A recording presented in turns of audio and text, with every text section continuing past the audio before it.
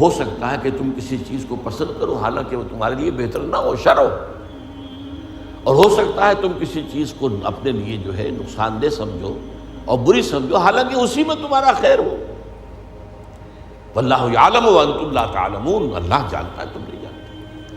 اب یہ وہ چیز ہے جس سے ایک تو یہ کہ خوف ختم، ایک توکل پیدا ہوتا، میں کر بھی کچھ نہیں سکتا، یہاں لفظ آئے گا اذن کا، جب تک کہ اللہ کا اذن نہ ہو، اور اللہ کا یہ اذن جو ہے وہ اس کے قدیم علم کی بنیاد کے اوپر ہے۔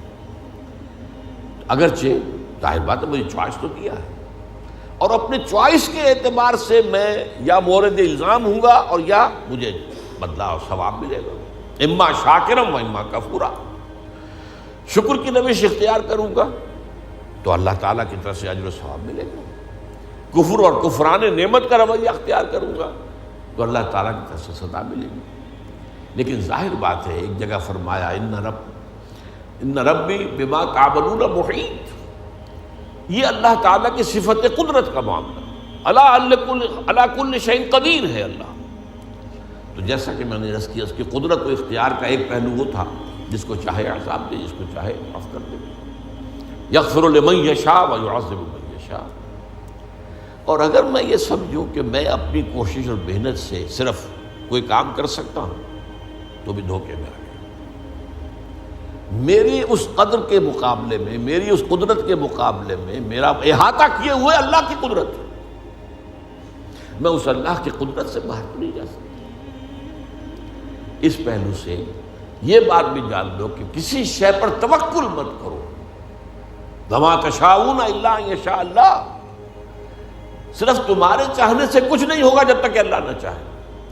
اسی کو ہم کہتے ہیں توفیق۔ ایک تو اذن رب، اچھا تم جانا چاہتے ہو نماز پڑھنے جاؤ، اللہ کا اذن، لیکن تم نے ارادہ کیا تھا نا، اس پر تمہیں ثواب ملے گا۔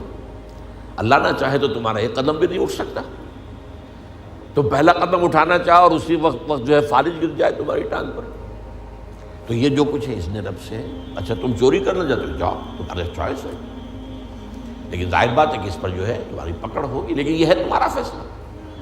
اللہ راستہ آسان کر دے گا تمہارے لیے، چوری کا راستہ آسان کر دے گا، جاؤ۔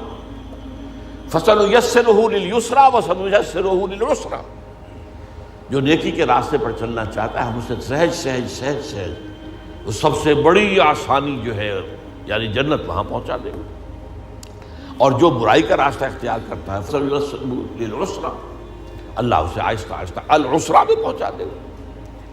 تو توفیق رب، اذن رب، توفیق رب کے بغیر میں کچھ نہیں کر سکتا۔ اسی سے پھر اسی کے بطن سے توکل جنم دیتا ہے۔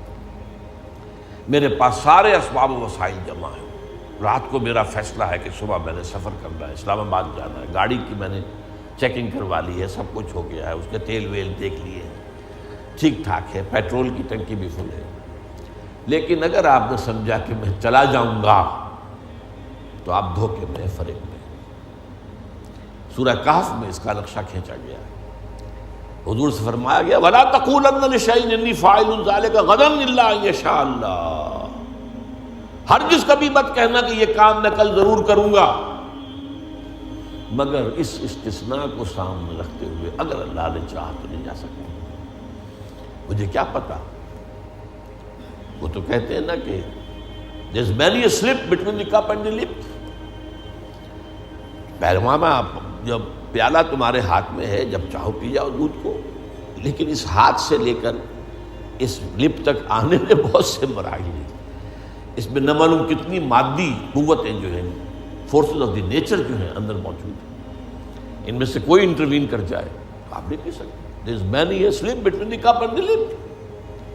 تو یہ در حقیقت تقدیر کا دوسرا پہلو ہے۔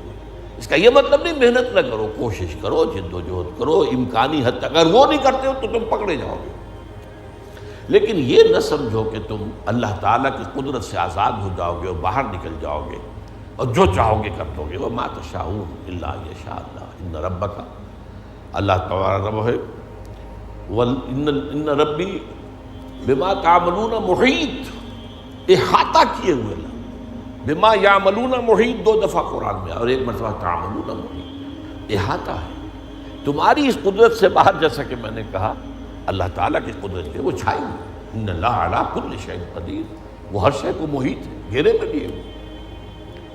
تو یہ ہے در حقیقت وہ ہمارے لیے عقیدہ تقدیر، اس اعتبار سے وہ علم قدیم اور اس میں جو کچھ طے ہے، یہ ہمارے لیے سب سے بڑی نعمت ہے۔ اگر اس کا جو سبق ہے سمجھنے کے لیے، تو میں نے کہا صرف ایک فارمولہ کافی ہے، وہ پری نالج ہے، پری ڈیسٹینیشن نہیں ہے۔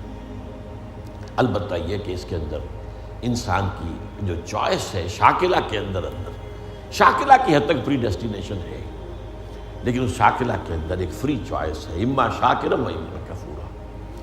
آپ جو راستہ بھی اختیار کرنا چاہیں، اللہ نے اس کی آپ کو، تبھی یہ سارا معاملہ ہے، تبھی آپ معلوم ہے قرآن مجید کا فلسفہ زندگی کیا ہے، خلق الموت والحیات لیبلوکم ایکم احسن عملا۔ یہ ابتلا کا دور ہے، یہ دنیا کی زندگی امتحان کا دور ہے۔ قلزم ہستی سے تو گمراہ ہے مانند حباب، اس زیاں خانے میں تیرا امتحان ہے زندگی۔ اور یہ کہ ظاہر بات ہے اللہ نیکوکاروں کو جزا دے گا، جو ثواب ہوگا۔